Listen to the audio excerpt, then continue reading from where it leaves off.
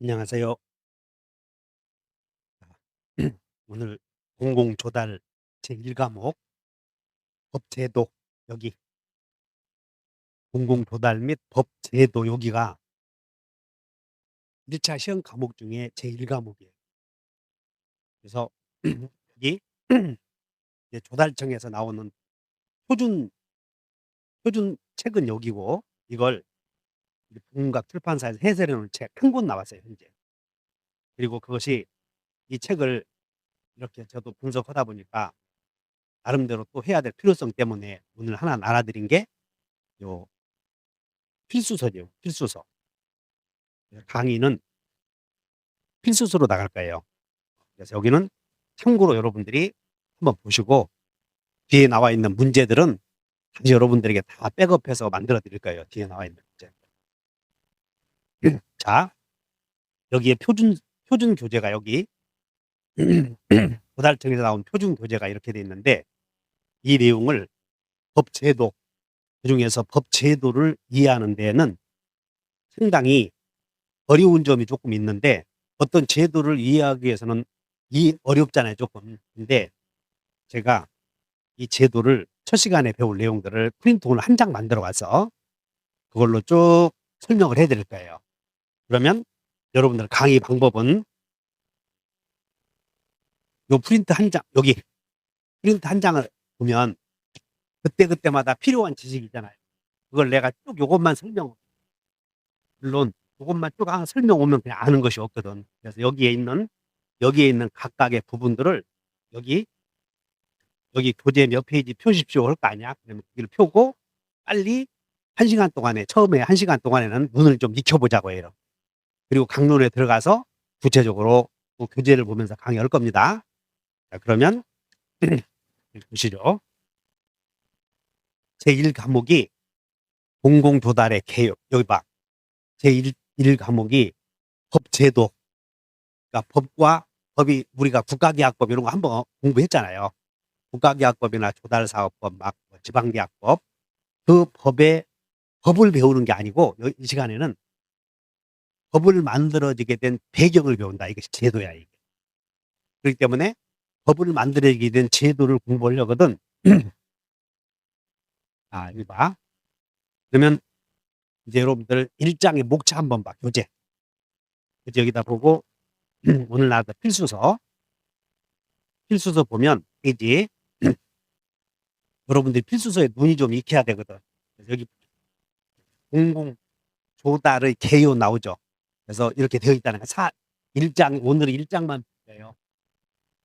1장만 배울 텐데 여기 1장에 총 4절로 구성되어 있다. 그럼 여기에 제1절에는 공공조달의 정의, 목적, 공공조달의 그다음에 공공조달의 이해관계자 및 대상물인데 여기는 공공조달의 구성물들이야 여기는. 그리고 3절에서는 공공조달의 특성, 4절에서는 공공조달의 구성 체계와 감독 이렇게 돼 있는데 여러분들 교재 한번 봐. 9페이지 한번 펴보셔.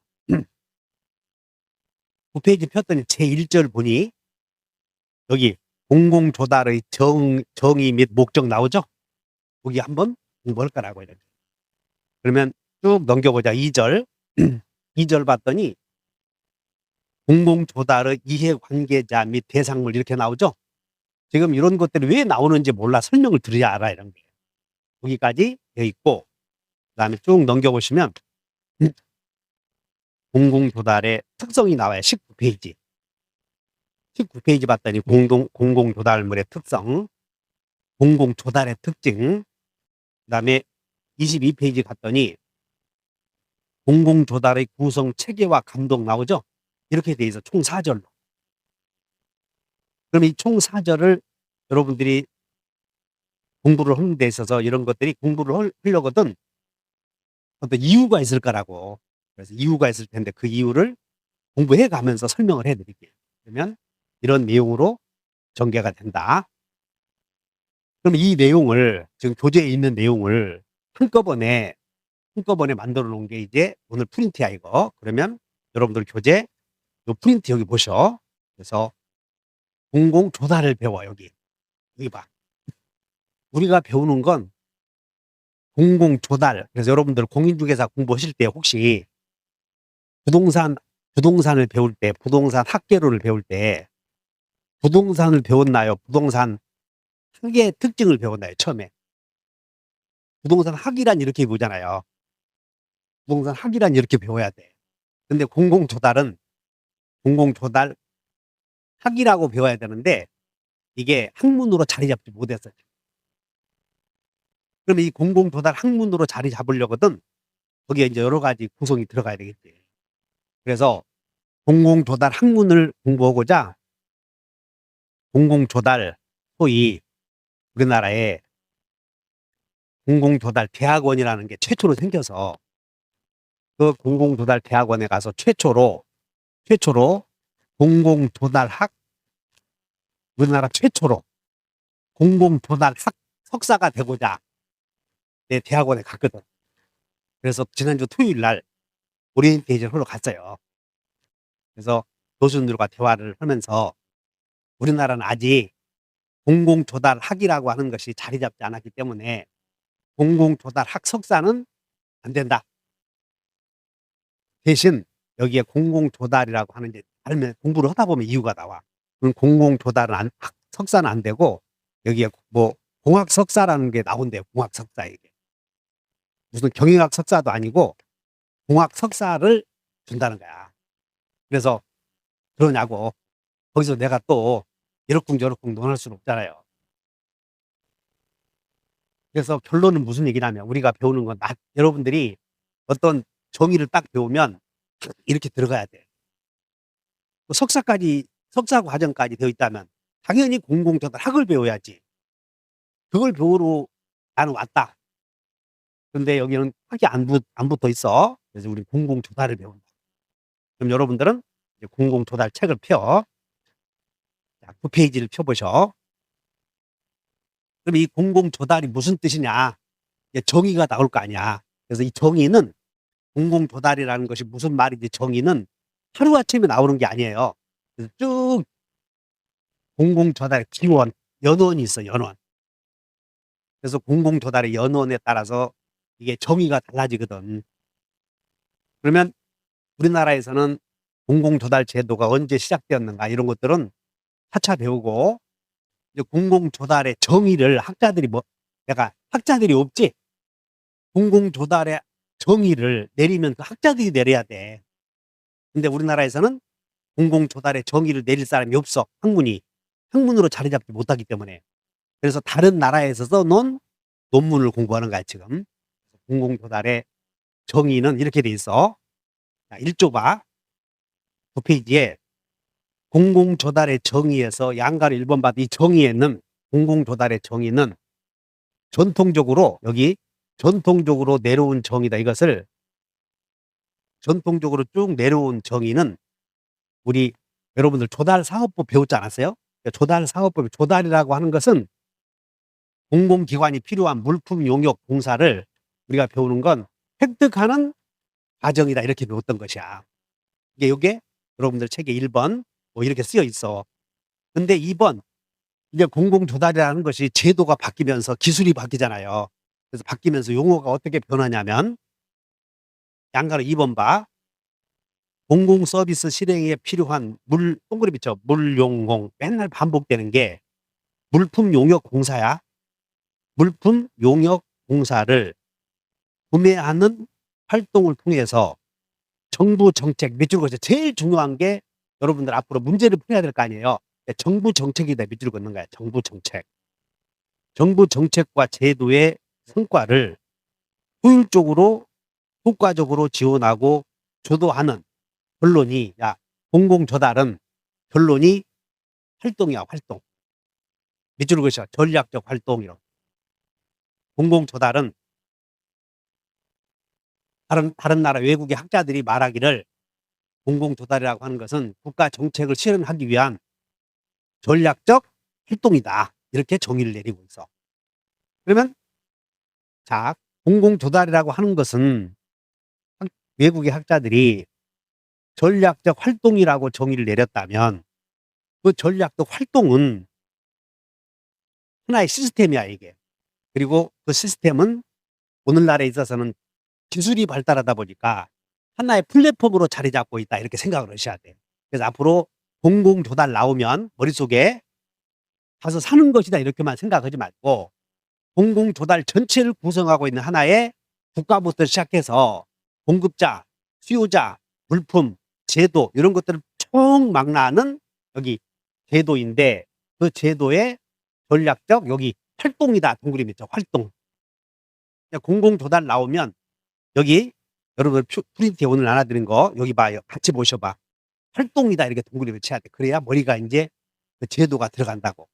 자, 공공 조달이란 뭐냐 그러면 공공 조달이 공공 조달이지 그러지 마시고 공공 조달은 국가 정책을 실현하기 위한 전략적 활동이다. 이것이 외국 학자들의 정의다. 이렇게 이해하셔. 그러면 이 공공 조달의 정의가 나오게 된 과정을 공공 조달의 기원 또는 연원이라고 하는데 연원은 양가로 2번에 역사적 연원 나오죠. 그래서 이것이 공공 조달의 기원이라고 하는 것이 발전해 가는 과정에 고대부터 그다음에 중세 그리고 근대 그다음에 현대 사회에 이르기까지 공공 조달이 쭉 발전해 와서 이렇게 이런 결론에 도달했다. 이 정도만 아시면 되는 거야. 그러니까 여러분들은 여기 이 책을 법 제도를 보면 공공 조달의 기원이 논문에 의해야 되니까 10장 돼 10장. 근데 그런 것들은 여기 공공 조달의 정의를 내리기 위해서 공부하기 위한 하나의 과정이었다. 그냥 우리가 공부를 하게 되면 이유도 있을 것이고 결론도 있을 거 아니야. 그냥 우리 적어도 시험에서는 결론을 물어보는 게 90%이니까 여기에 공공조달 연원까지는 구체적으로 알 필요 없어. 그냥 이런 연원에 의해서 이런 정의가 도출되었다 이렇게 하시면 돼요. 여기까지. 그러면 이제 공공조달은 하나의 시스템이다. 플랫폼이다. 또 활동이다 이렇게 본다면 그러면 여러분들 하나의 시스템에는 하나의 체계 속에는 그것을 구성하고 있는 요소들이 있을 거 아니야. 그래서 여기 공공조달의 구성 요소를 보면 여러분들 교재 페이지 좀 왔다 갔다 하더라도 이해하셔. 12쪽으로 한번 보셔. 12페이지. 교재 12페이지를 봤더니 3번에 공공조달의 범위라고 나오죠. 이 공공조달의 범위가 무슨 뜻이냐면 여기 공공조달 시스템 속의 구성 요소들을 가리켜. 공공조달이라고 하는 플랫폼 속에 들어가 있는 구성 요소들을 공공조달의 범위다 이렇게 얘기한단 말이야. 여기다 메모해 보셔. 공공조달의 범위. 여러분들이 집에 가서 책을 읽어보면 도대체 이게 왜 나오지 궁금하거든. 메모. 제도 속에 포함되어 있는 내용들 이렇게 쓰면 돼. 공공조달의 요소가 무슨 뜻이냐면 범위가 그래서 공공조달에 여러분 내가 지금 교재대로 가르쳐 내가 표준 교재가 우리 나와 있는 조달청에서 나와 있는 역량 개발에서 나오는 교재 아니야. 내가 용어를 하나도 바꾸면 안 돼. 왜냐하면 여러분 시험 공부하는 것이기 때문에 그대로 만들어 줘야지 내 생각을 좀 바꿔서 하면 안 된다고 이렇게. 그러니까 되도록이면 객관적으로 내가 써주는 것이고 이 객관적인 내용을 그냥 전달을 빨리 해주기 위한 연구만 내가 하는 것이야. 그래서 여기에 조달 대상물이라고 나와. 그럼 이 조달 대상물을 뒤에서는 이렇게 써. 조달 대상물을 뒤에서는 그러니까 조달 대상물이 물품 용역 공사 아니야. 공공 조달의 대상물이. 그래서 물품 여기 물품 그리고 용역 그리고 공사를 조달 대상물이라고 하는데 이것을 한마디로 말해서 저 뒤에서는 뭐 어떤 용어로 쓰이냐면 이걸 조달 상품이다 또 이런 용어로 쓰여. 그냥 조달 상품이다 이렇게 나오면 이 상품이라고 하는 것은 완성된 하나의 물체 아니야. 그래서 물품, 용역, 공사를 조달 상품이라는 용어도 쓴다. 만약에 조달 상품이라는 용어가 나오면 여기 물건 하나만 물품만 보지 말고 세 가지를 통틀어서 조달 상품이라고 한구나 이렇게 아시면 돼. 그다음에 여기 이제 공공 조달 시스템을 구성하고 있는 그런 수요자도 있을 것이야. 그 수요자가 공공기관이지. 또 공급자가 있었겠지. 이 공급자가 누구냐면 조달기업이야, 조달기업. 그다음에 여기 공공조달은 국가가 세금으로 운영하잖아요. 그래서 세금 제일 중요한 게 동그라미죠. 재원. 재원 동그라미 쳐놓고 재원. 여러분들 교재에다 써도 되고 아무 데나 써도 돼. 지금 여기 재원이라는 게 보여. 그럼 이 재원은 국가 재정인데 국가 재정이라는 말도 쓰고 국가 재정의 구성 요소 99%가 세금이야, 이게. 그래서 세금이라는 말도 쓴다, 이렇게 아시면 돼요. 국가 재정. 그다음에 공공조달은 여기 여러분들이 조달이라고 하는 고유한 의미는 조달의 그냥 낱말 뜻 그 자체의 의미는 조달만의 의미는 조달이라고 하는 것은 획득이라는 말인데 이 획득은 민간이 획득하는 경우를 민간 조달이라고 그래.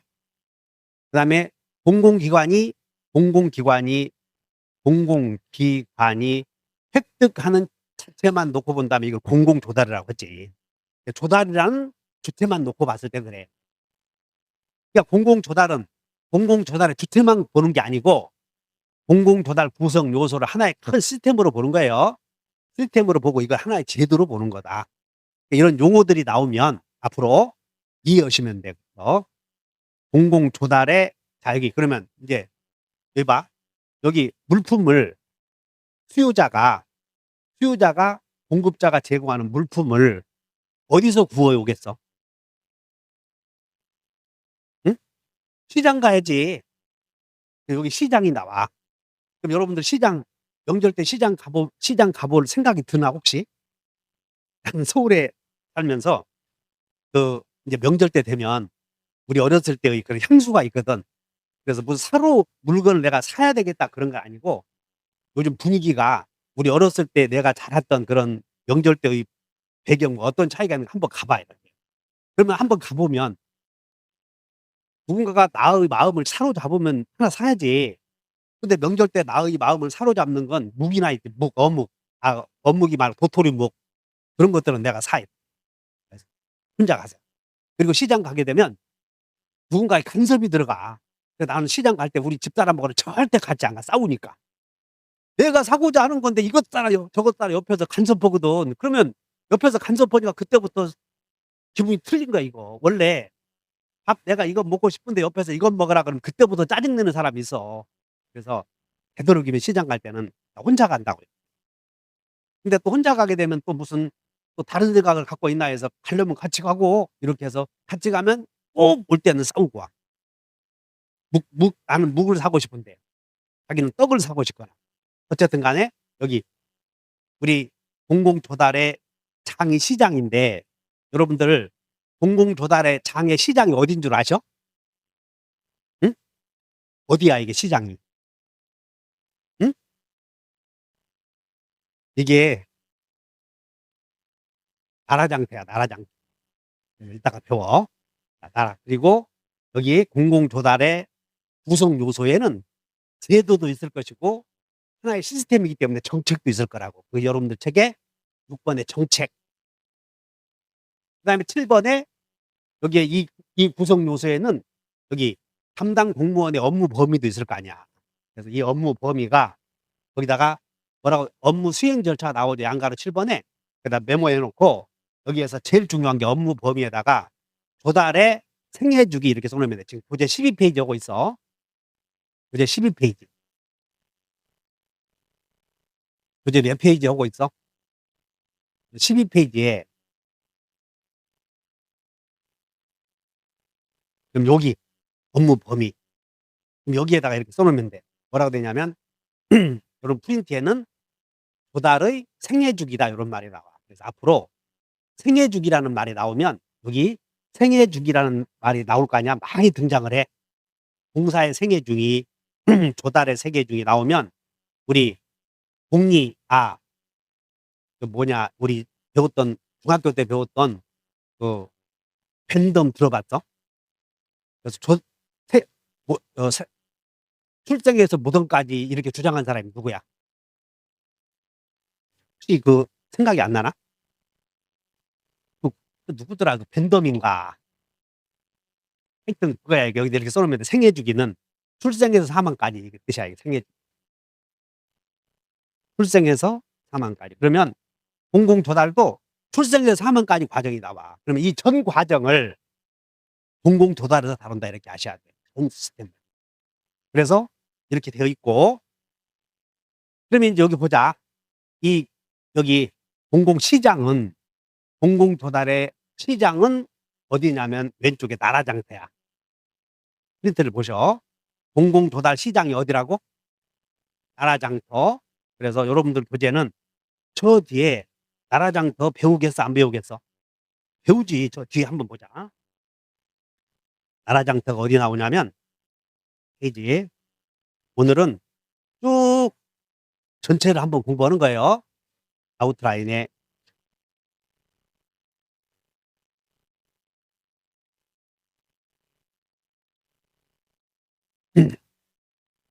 나라장터에서 여러분들 교재가 96페이지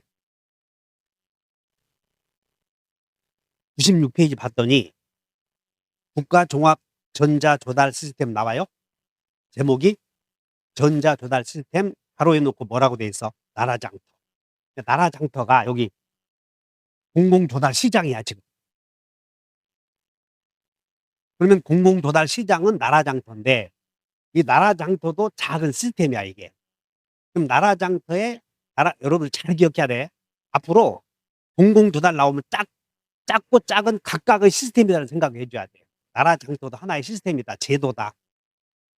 그러면 이 나라장터에는 또 어떻게 구성되어 있느냐면 나라장터에는 종합 쇼핑몰이라는 게 있어. 그러니까 여러분들이 지금 나라장터에 들어가도 돼. 휴대폰으로. 나라장터에 종합 쇼핑몰이라는 게 있는데 여러분들 교재 페이지 97페이지를 한번 가. 밑줄. 그냥 교재 97페이지 펴. 그럼 양가로 2번 갔더니 나라장터가 구현하는 전자조달 기능에 거기 양가 2번에 양가로 1번에 2번에 양가로 1번에 나라장터에는 그냥 다 보지 말고 메인 시스템 여기다 하나만 밑줄 그으셔. 메인 시스템. 여기 나라장터라고 하는 시장에 들어가 보면 무슨 시스템이 있다고? 메인 시스템. 또 하나는 지원 시스템이 있어. 양가로 2번에 밑줄 그으시고 지원 시스템 이렇게 네모. 나라장터 큰 시장에 가보면 크게 두 가지로 나눠진단 말이야. 나라장터에 딱 여러분 사이트에 들어가면 거기에 메인 시스템이 있어. 거기 메인 시스템 들어가 보면 메인 시스템은 여러분들 들어가서 전자 입찰 막 이런 곳이야. 이게 입찰도 하고 이런 거. 여기가 이 메인 나라장터에 들어가게 되면 메인 시스템이 바로 여기 공공조달의 생애 주기가 이루어지는 과정이야. 그 다음에 잘 들어. 그러니까 이 나라장터 들어가서 여기서 입찰하는 것이야. 그럼 여기 봐. 종합 쇼핑몰은 종합 쇼핑몰 들어가서 입찰하는 게 아니라고. 여기는 나라장터를 지원하는 여기를 지원 시스템이라고 그래. 네모쳐 지원 시스템. 여러분 실무도 공부할 때 이게 이제 공부하게 되면 내 얘기를 듣고 나라장터 들어가 보면 아무것도 아니야 이게. 지원 시스템이 있는데 거기에 지원 시스템이 20개 정도가 있어. 거기에 지원 시스템이 뭐가 있다고? 20개. 그래서 밑줄 그으셔. 종합 쇼핑몰. 종합 쇼핑몰. 여기 종합 쇼핑몰이 있어. 그리고 두 번째 혁신 장터. 여기다 밑줄 혁신 장터. 그 다음에 벤처나라. 그리고 디지털 쇼핑몰이 쭉 있을 거라고 밑에 보면 디지털 쇼핑몰이 따로 없는데 여기는 안 쓰여 있어. 난 책에 있는 대로 그대로 썼다 보니까 아 있네. 2번에 끝에 한번 봐. 2번의 마지막 줄에 디지털 쇼핑몰 나오죠. 그리고 이렇게 이음장터 이것을 이 내용이 이제 5개의 주된 지원 시스템이야. 그리고 우리는 여기 봐.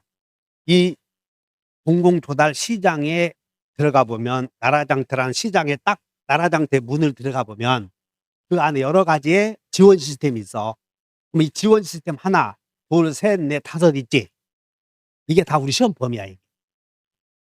이게 우리 시험 범위라고. 그래서 여러분들 교재 페이지 쭉 몇 페이지 펴보냐면 자 거기에 교재 118페이지를 한번 펴보셔. 118페이지 봤더니 여기 이 중에서 나라장터에 들어가서 우리가 또 들어가야 될 곳이 혁신장터가 있어. 나라장터가 큰 옆에 들어가 보면 또 혁신장터가 있는데 보여요? 그냥 이런 게 있어. 자, 그다음에 두 장 120페이지를 봐. 120페이지를 봤더니 나라장터에 들어갔더니 또 하나의 시장이 펼쳐져 있어. 그 시장에 벤처나라라는 게 있다는 거야. 벤처나라. 지금 내 이 얘기 아셨어? 벤처나라에 들어가. 그다음에 거기 갔더니 그 나라장터에 들어갔더니 나는 벤처나라에 갔더니 살 게 없어. 그럼 다른 곳에 들어가야 된다고. 그것이 122페이지에 디지털 서비스몰 나오지? 이게 디지털 서비스몰이 우리 시험에 들어가 있어요. 그러면 이렇게 되는 거야. 나라장터의 디지털 서비스몰에 들어가서 내가 어떤 조달 대상물을 여기다가 여기는 여기 봐 어디 종합 쇼핑몰이나 혁신장터나 벤처나라나 디지털 서비스몰이나 이음장터는 일반인이 들어가는 거요. 공공기관이 가는 시장이야. 아니야 무슨 일반인이 안 돼. 나를 이런 데는 이 물건을 사러 가는 사람은 수요기관이 사잖아. 무슨 일반인이니까 일반인이 이런 데 못 가 이런 게 봐야 소용없어. 이런 데 가는 사람은 누가 가야 돼? 물건 사러. 종합 쇼핑몰 가는 사람은 누가 들어가? 수요기관이. 수요자가 들어가는 거 여기. 근데 우리는 일반인은 수요자가 아니야.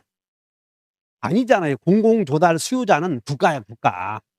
국가나 지방자치단체나 그에 준하는 기관들이 요 시장에 들어가는 거지. 우리가 들어가면 안 돼, 이런 거. 근데 우리는 어떻게 해야 되냐면 여기 공급자는 봐. 이 공급자는 어떻게 종합 쇼핑몰에 물건을 공급하기 위해서 계약할 거냐 그걸 배우는 거야 여기서는. 이렇게 되어 있어. 그래서 어쨌든 간에 잘 들어야 나라장터가 딱 큰 여기가 나라장터요. 들어가면 여기 큰 대문이 나라장터. 그럼 여기에 여러 가지 또 쇼핑몰이 있어. 쇼핑몰이. 여기에 이음장터는 잘 들어. 우리가 이 조달 대상 이걸 구입을 하는 이런 걸 구입하기 위해서 국가가 들어가 여기 시장에. 이런 걸 구입하기 위해서 국가가 들어가는데 이음장터에 들어갈 때는 용역만 구입하러 가는 것이야. 이음장터에서 파는 거 뭐만 팔아? 용역. 그걸 다시 배워야 되는 거야. 한 장 넘겨보셔.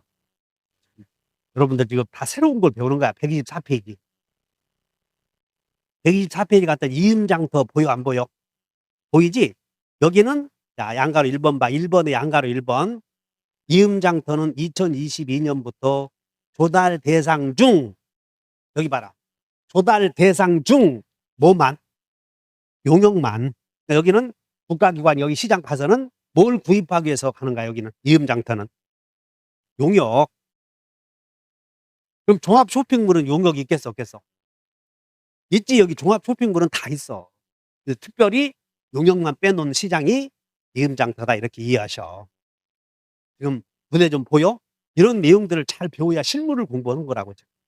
머릿속에 잘 들어야 돼. 그래서 머릿속에 여러분들이 여기 공공조달의 구성 요소들 또 배워. 걱정 막 계속 반복이니까. 공공조달의 구성 요소도 이런 것이고 그러면 공공조달 구입 장소는 국가가 여기 시장 가는데 그 시장이 이름하여 무슨 시장이라고? 그러니까 나라장터니까 나라만 가는 거예요. 나라님만 가는 거라고. 여기에 이런 시스템이 있는데 종합 쇼핑몰 시스템을 뭐라고 불러? 핵심 요소야, 지원 요소야. 그래, 지원 시스템이라고 그래. 그거 이해하셔. 그래서 지원 시스템 중에서 여기 지원 시스템이 많이 있어. 근데 우리 시험에 꼭 들어가는 지원 시스템이 5개가 있는 거야. 이것들을 뒤에서 또 공부하게 되는 거죠. 여기까지 접수가 됐지.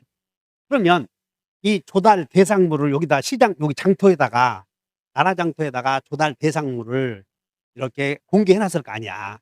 그럼 그 중에서 잘 들어. 이런 나라장터에 들어가 있는 모든 핵심 시스템과 지원 시스템을 합해서 전자조달 시스템이라고 그래. 이걸 한꺼번에 불러서 뭐라고 그래?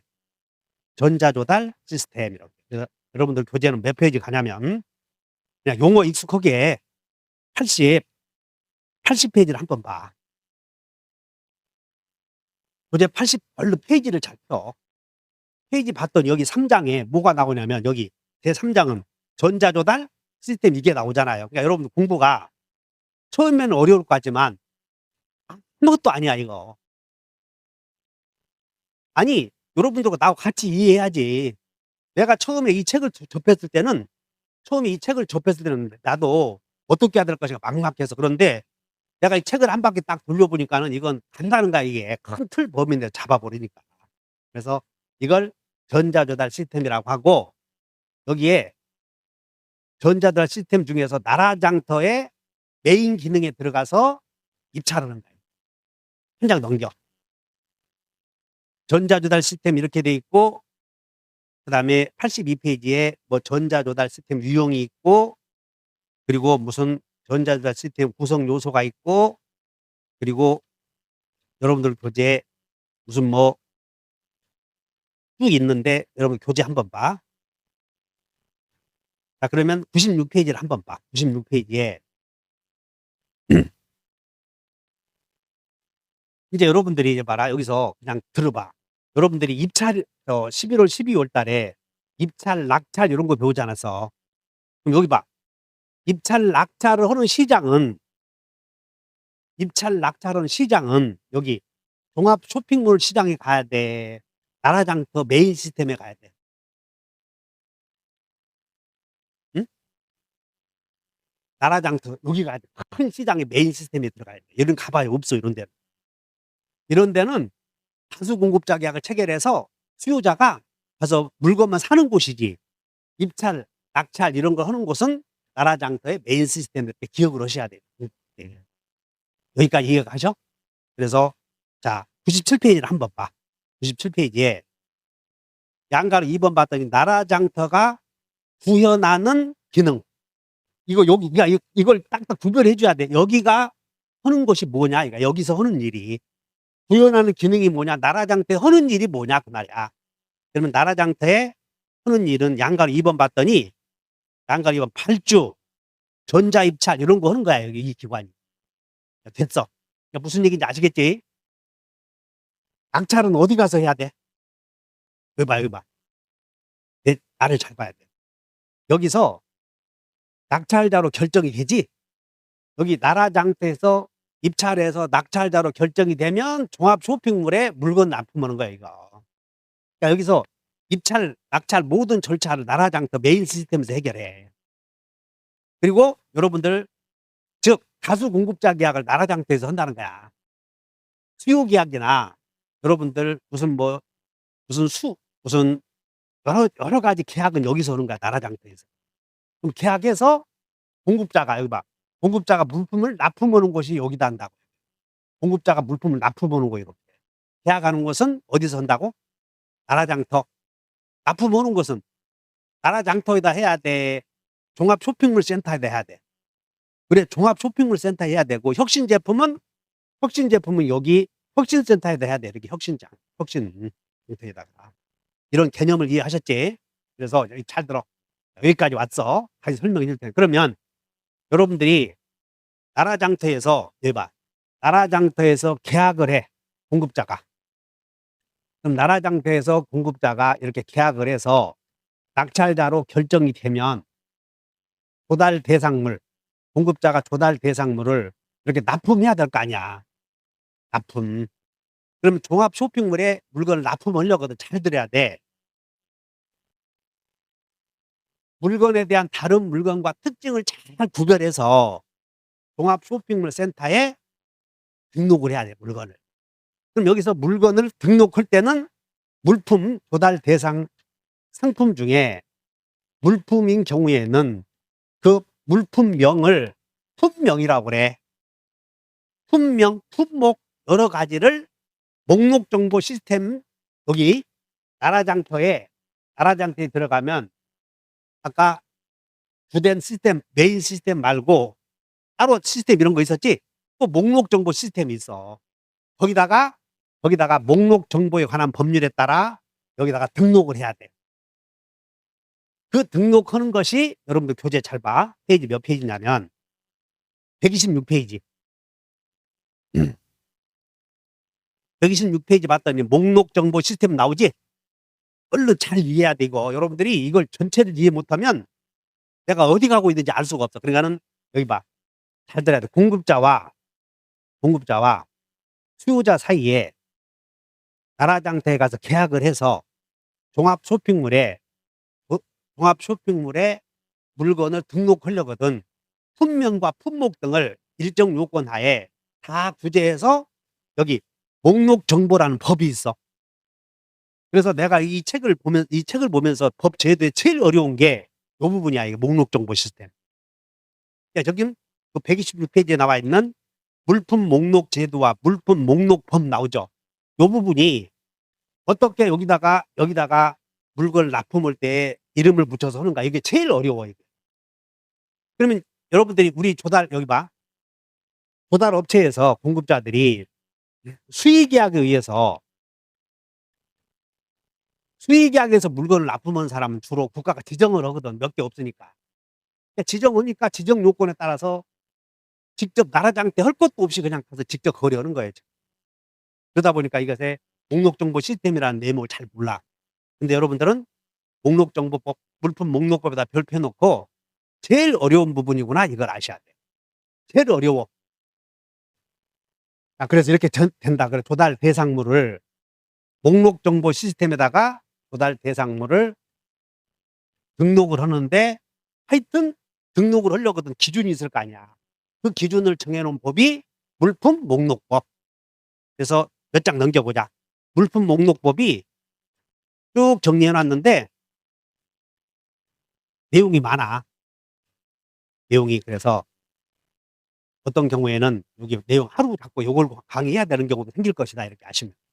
그래서 물품 목록법을 공부할 것이다, 여기까지. 그럼 여기 봐. 그러면 이제 물품 목록법에 따라서 물품 중에서 물건을 목록정보 시스템에다가 등록을 해. 그럼 나라장터에 있는 이것도 메인 시스템이 아닌 주된 서브 시스템이야. 여기다가 등록을 하는 거라고. 여기까지 왔어. 그러면 이 공공조달은 중요한 기능을 하지 않는다. 엄청 중요한 기능을 하지. 그래서 여러분들 교재는 이제 어디로 가냐면 페이지 공공조달의 9페이지를 한번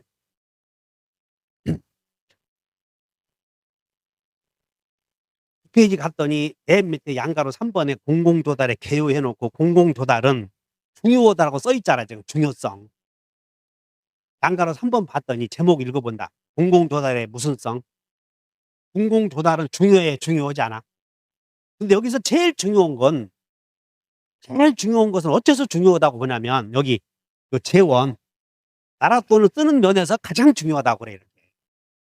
공공조달의 기능 중에.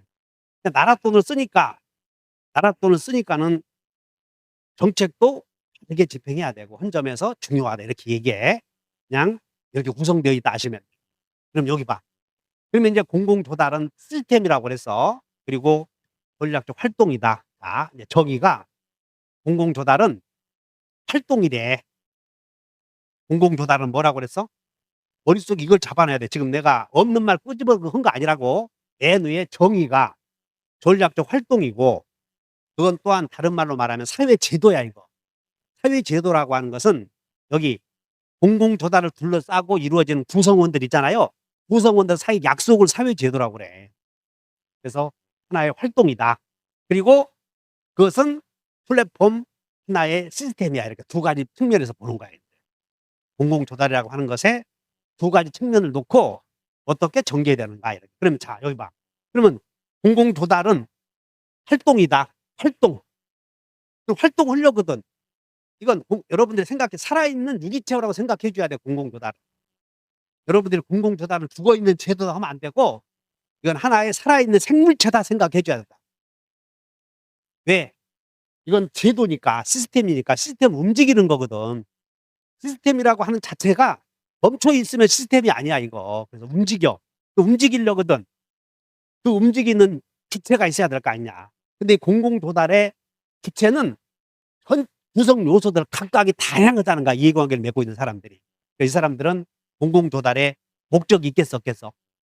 그래서 여러분들 교재 10페이지에 10페이지 봤더니 공공조달의 목적 나와 안 나와? 또 목표 나와 안 나와?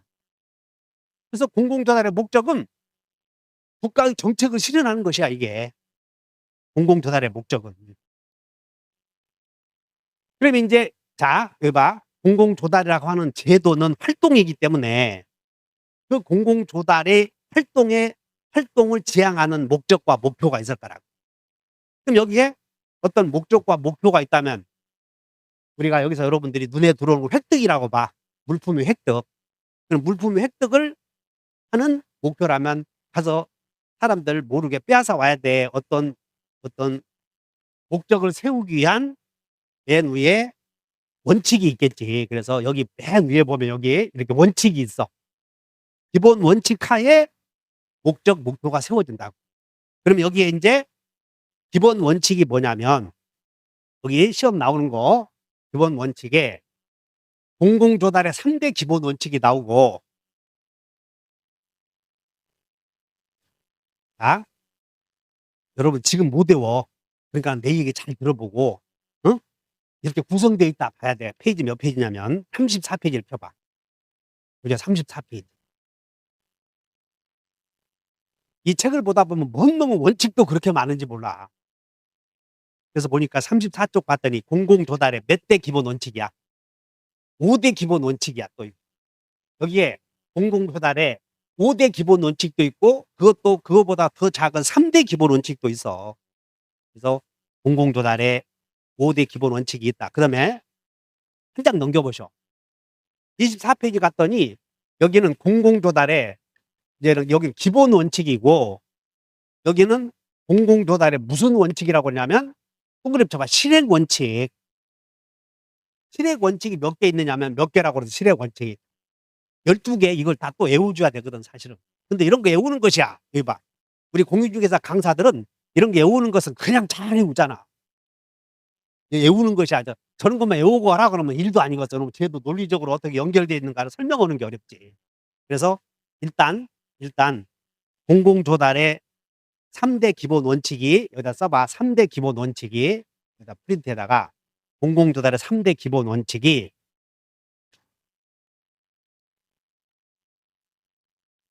여러분들 많이 배워서 경쟁해야 돼. 공공조달 경쟁성이라고 나와. 경쟁성. 공공조달의 3대 기본 원칙이 경쟁성이다. 책을 읽다 보면 이런 것들이 많이 들어가 있어. 하나 써봐. 경쟁성.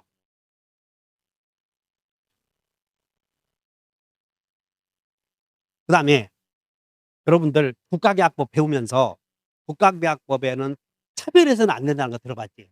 그래서 여기다가 차별금지 원칙이다. 차별금지. 차별금지 또는 여기다가 평등대우라는 말이 나오지. 평등성의 원칙. 국가는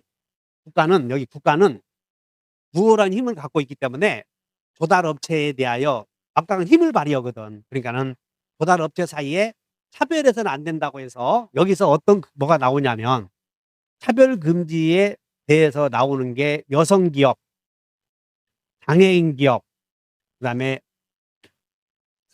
사회적 기업 여기 나오라. 여장사. 그러니까 여러분들 배울 때 국가계약법 배울 때 여장사는 수의계약 했잖아요. 경쟁계약 하지 않고. 또 이것이 차별금지 평등대우다. 그 다음에 공공조달의 제도가 발전하게 된 큰 원인은 이렇게 물건을 국가가 사다 보니까 담당자가 싸게 사고 막 해서 먹는 게 많잖아. 제일 중요한 원칙이 투명성의 원칙. 그래서 이것이 투명성의 원칙이다. 이것을 3대 원칙이라고 그래. 몇 대 원칙이라고? 3대 원칙. 그 다음에 여기다가 5대 원칙은 2개를 더 넣으면 되겠지. 5대 원칙이 여러분들 비용성이 들어가. 비용 대비 가치. 비용 대비 가치. 그래서 비용과 가치를 비교해서 가치를 높이는 게 이게 현대 공공조달의 목적이야. 가치. 그래서 가치가 여기 여장사가 나와. 혁신기업 무슨 뭐 이런 것들이 나온다. 그래서 비용 대비 가치. 그다음에 책임성이 나와, 책임성. 그래서 투명성, 경쟁성, 책임성. 그 여러분들 교재는 투명성, 비용 대비 가치, 경쟁성, 차별 금지와 동등한 대우, 책임성 나오잖아요. 근데 여기가 3대 원칙이니까 여기가 인제 투명성까지가 3대 원칙이고 비용과 가치, 그다음에 여기 책임성 하나만 넣으면 돼.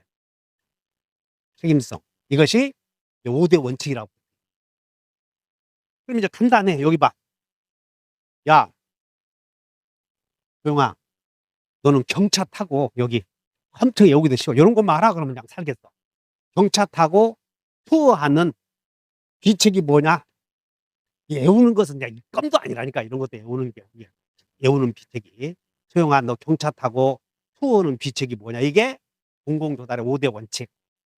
경차 타고 투어하는 것이 3대 원칙. 뭐 이런 것들 시험 나오면 뭐 금방 하겠지. 이런 기준 하에 이제 만들어지는 거예요. 이런 기준 하에. 머릿속에 외워봐.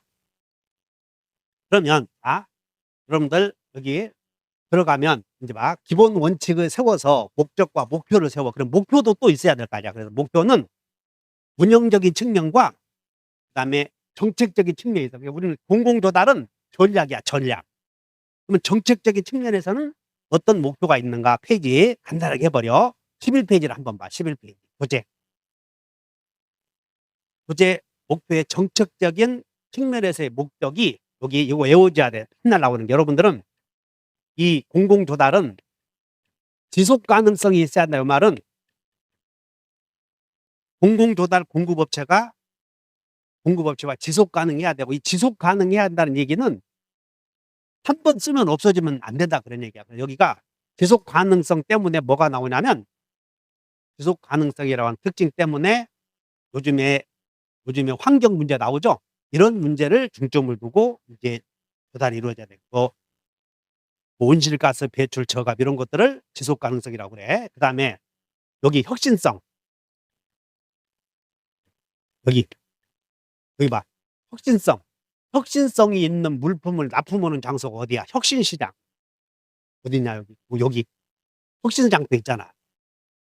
그래서 지속 가능성, 혁신성, 그리고 마지막으로 사회적 책임성. 여기 세 가지는 꼭 외워야 돼. 여기 문제 보다 보면 이런 문제로 다 쓰여 있어. 그러니까는 책을 읽다 보면 이게 물어보는 이유는 다양해. 근데 이런 지속 가능성, 혁신성, 사회적 책임성 이렇게 나오면 그거 찍으면 정답이야. 지역사 찍으면 정답이야. 어쨌든 간에 여기 봐. 어쨌든 간에 공공조달은 전략적 활동이기 때문에 활동에는 목적도 있고 목표도 있을 것이다. 근데 그 목표는 여러 가지 있는데, 그 목표는 우리가 여러 가지가 있는데 우리 시험 범위에 들어가는 목표는 2개를 중심으로 해서 좁히자는 거야. 하나는 경영적 측면, 하나는 정책적 측면. 그런데 운영적 측면은 그냥 또 투명성 막 이봐. 운영적 측면은 뭐냐면 공공조달 운영할 때 공무원들이 소위 투명하지 못하잖아요. 그냥 투명하게 하자 이런 게 운영적 측면이야. 효율성을 높이자 운영적 측면, 경쟁성을 부여하자 운영적 측면 이런 것들이. 이거는 그냥 읽어보면 돼. 이거 상식으로 되는데 정책적 측면은 여기 정책적 측면에 지속 가능성, 혁신성, 그리고 사회적 기업을 보호해줘야 한다. 요것을 외워줘야 돼. 지역사회. 지역사회는 외워줘야 한다고. 사회적 책임이 강조된다. 자, 여기까지 또 이따 공부할 테니까. 그러면 이 전략적 활동은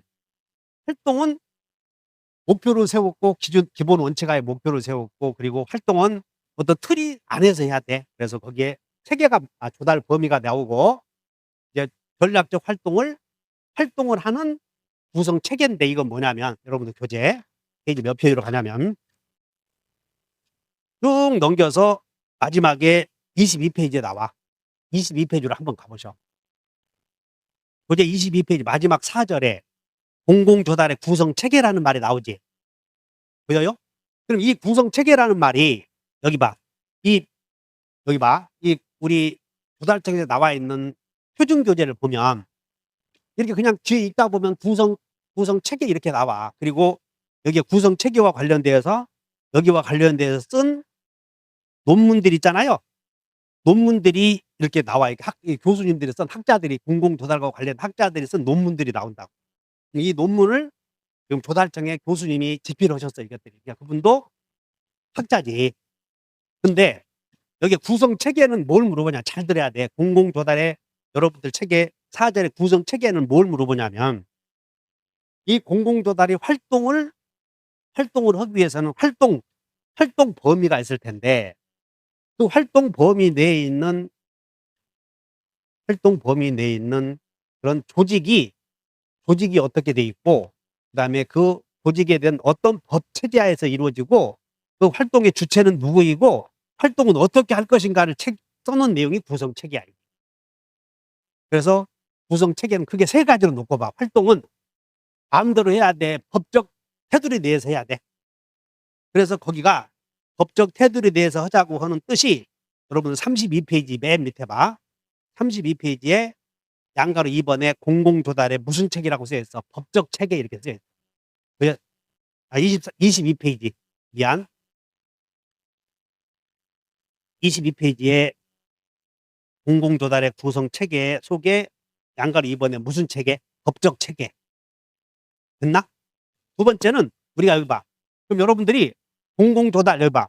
공공조달의 시스템을 구성하고 있는 법은 잘 들어. 법은 배워왔어. 국가계약법도 있고 지방계약법도 있고 그 위에 상위 개념이 국가재정법에 의해서 이런 것도 이루어졌다고 좀 배워왔던 거야 이게.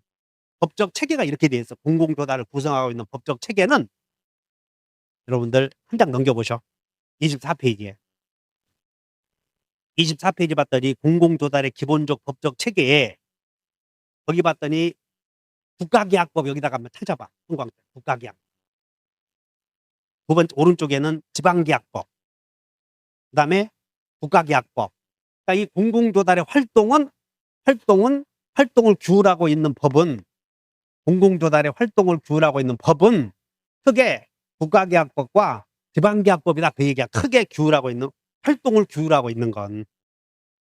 근데 여기서는 뭘 물어보냐면 잘 들어야 돼.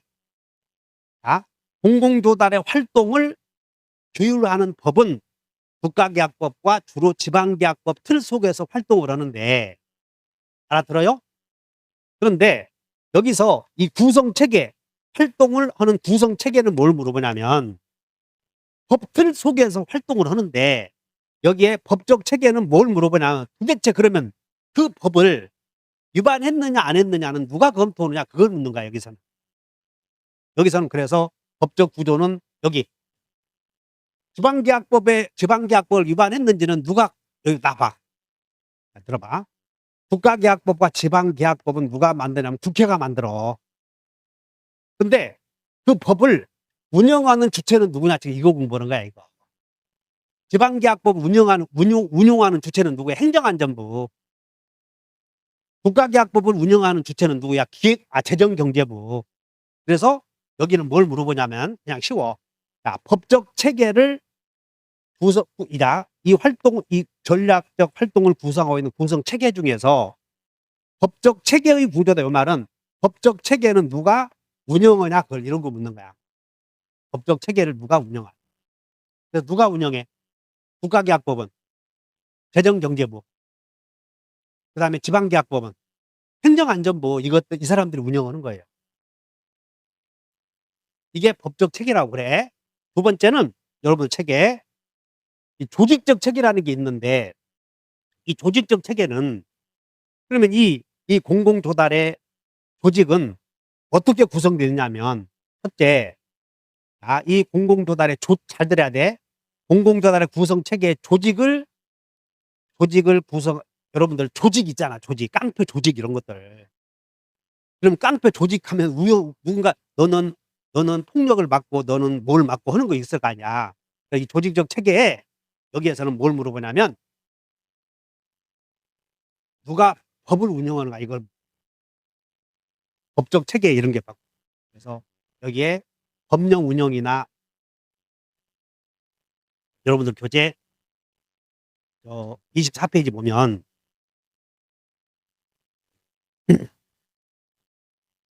24페이지 양가로 1번 봤더니 공공조달의 조직적 체계에서 거기 한국의 입장을 한번 봐. 2번에 1번. 우리나라의 공공조달을 실행, 관리하기 위한 조직적 체계는 상호 유기적으로 연결되어 있다. 그래서 법령, 여기 법령의 운영과 관련돼 있을 때는 여기는 누가 운영을 하면 아까 얘기했던 운영은 밑에 동그리 쳐봐. 운영은 행정안전부 그리고 재정경제부 이렇게 밑줄 그으셔봐요. 이제 24페이지에 나와 있어. 여러분 24페이지 양가로 2번 한국의 입장 봐. 조직적 체계에서 법령 운영은 누가 한다고 그러냐면 한국의 입장에서는 그냥 밑줄 그으셔봐. 재정경제부 또 어디 행정안전부 여기다 밑줄 그으셔봐. 해서 그 다음에 여기 봐. 국가계약법의 조직을 보면 계약 실행은 누가 하냐? 계약 실행은 여기서 봐. 공공조달에 나라장터에 들어가서 계약은 누가 해? 계약서는 누가 쓴다고? 행정안전부에서 써. 누가 써? 조달청에서 쓴다는 거야. 조달청. 계약 실행은 조달청에서 해. 그래서 밑에 보면 2번, 3번 법령의 조달의 계약과 실행에 관해서는 밑에 보면 조달청이 나와. 조달청. 그 다음에 여기 마지막으로 여기 여러분들 활동은 조달청이 계약을 실행하는 활동을 하게 되면 그건 감시 감독해야지. 그래서 여기에 조직적 체계를 보게 되면 감사 감독이 마지막으로 나와요. 마지막으로. 여러분들 책에 쭉 넘겨보면 27페이지를 한번 가보셔. 이제 큰 제목만. 27페이지 갔더니 여기 보면 감독 및 관리 보여 안 보여? 제목을 봐. 큰 제목만 어떻게 되어 있는가 책이. 여기 봐. 공공조달의 전략적 활동에 따른 조직적 체계를 보면 그 조직에서 감독하는 기관은 어디라고? 감사원. 이 조직을 구성하고 있는 공공조달의 큰 시스템 중에서 이 시스템 큰 틀 안에서 국회도 있고 다 있어. 여기에 감사원도 있고. 그럼 이런 사람들은 전부 이해관계자라고 그래. 그럼 이해관계자 중에서 활동의 주체, 계약 실행의 주체는 누구냐? 그 다음에 법령 운영의 주체는 누구냐? 그 다음에 감사 감독은 누가 하느냐? 이런 것들이야. 그 다음에 여기 봐. 그러면 조달을 획득에 대한 운영의 주체에서 여기서 운영은 어떻게 할 것인가를 물어보거든. 그래서 여러분들이 봐. 물품을 사고 하는 그런 곳. 그래서 여기 방법에 운영의 주체에 여러분들 중앙조달이라는 게 있어. 중앙에서 하는 것을 중앙조달. 그 다음에 각자가 하는 것을 자체조달. 그래서 여러분들 교재 25페이지를 한번 봐. 25페이지 운영적 체계에서 즉 이 조직에서 누가 운영하는가에 대하여 운영적 체계를 놓고 보면 중앙조달도 있고 또 무슨 조달도 있고 그러지. 조달청에서 하는 조달을 중앙조달. 그 다음에 수요기관 각자가 하는 조달을 자체조달이라고 하지. 여기까지 이런 내용들을 배울 거라고. 이어서 여봐. 이어서 공공조달은 하나의 시스템이다. 그러면 하나의 시스템은 여러 가지 기능을 내포하고 있어. 그리고 특징도 있다고. 그래서 여기서 우리 교재에서 나오는 특징을 본다면 공공조달의 특징을 본다면 여러분들 교재 페이지 19페이지를 한번 가보죠. 19페이지 봤더니 제목이 3절에 여기서 3절에 뭐가 나오냐면 공공조달의 특성 나오죠. 색이 보여? 그럼 여기 봐. 이 말을 알려거든. 아유 큰 하도록 작은 하도록은 차이가 있어. 특징이 있어. 그러면 특성이다 이 말은 그 공공조달 시스템 자체가 갖고 있는 특성을 말하는 것이야. 그러면 공공조달 자체가 갖고 있는 특성을 말하기 위해서는 다른 비교 대상이 있겠어 없겠어? 뭐가 비교해야만이 키가 큰지 작은지 알 거 아니냐. 그래서 비교 대상이 한 장 넘겨봤더니 20페이지 봤더니 뭐가 나오냐면 공공조달과 민간조달의 차이. 그 차이를 통해서 특성을 안다는 거지. 공공조달과 민간조달의 차이를 비교해서 특징을 알게 되고, 자, 마지막으로 공공조달의 대표적인 역할, 기능. 이게 최종 목적이야, 이게. 공공조달의 대표적 기능이 국가정책. 이게 마지막으로 나오는 거예요. 국가정책의 수립과 실행. 이것이 공공조달의 최종 목적이야. 공공조달의 최종 목적이 공공조달의 국가정책의 수립. 근데 아까 국가정책을 수립할 때는 정책적인 면에서 아까 지속가능성, 또 혁신성, 또 사회적 책임성을 고려해서 정책을 수립해야 돼요. 그러면 저기 봐. 국가정책을 수립할 때는 이런 것들을 기초로 해서 수립하는데 여기 그럼 실행은 어떻게 하라고 그랬어? 실행은 여기 실행이 혁신장터, 사회적 기업, 디지털몰. 그래서 정의가 이렇게 되죠. 쭉 다 왔어. 이제 강의 첫 시간 마칠 거예요. 그러면 공공조달의 정의를 이제 첫 시간 마쳐야지. 공공조달의 정의를 어떻게 내리고 있는지를 보자. 페이지 9페이지. 그죠? 9페이지. 공공조달의 양가 1번의 정의 나오지? 여러분 못 외워 이거. 그러면 자 여기 봐. 그러면 여러분들이 시험 공부할 때 공공조달의 정의가 나와서 그거 외워야 되는가? 그래도 못 외워. 그래서 공공조달의 정의를 보면 이렇게 돼 있어. 양가로 2번. 현대적 의미에서의 공공조달은 국가나 공공기관이 공적 서비스 실행에 필요한 물품이나 용역이나 공사를 구매하는 활동을 통해서 정부 정책과 여기가 다 몰라도 정부 정책은 눈에 들어야 돼. 정부 정책. 그럼 정부 정책 나오면 얼른 목표가 있을 거래. 정책적 측면. 이런 것들이 연상해서 머릿속에 기억해. 정부 정책. 목표는 뭐라고 그랬어? 지역사. 이런 것들을 떠올려줘야 시험 공부한다고.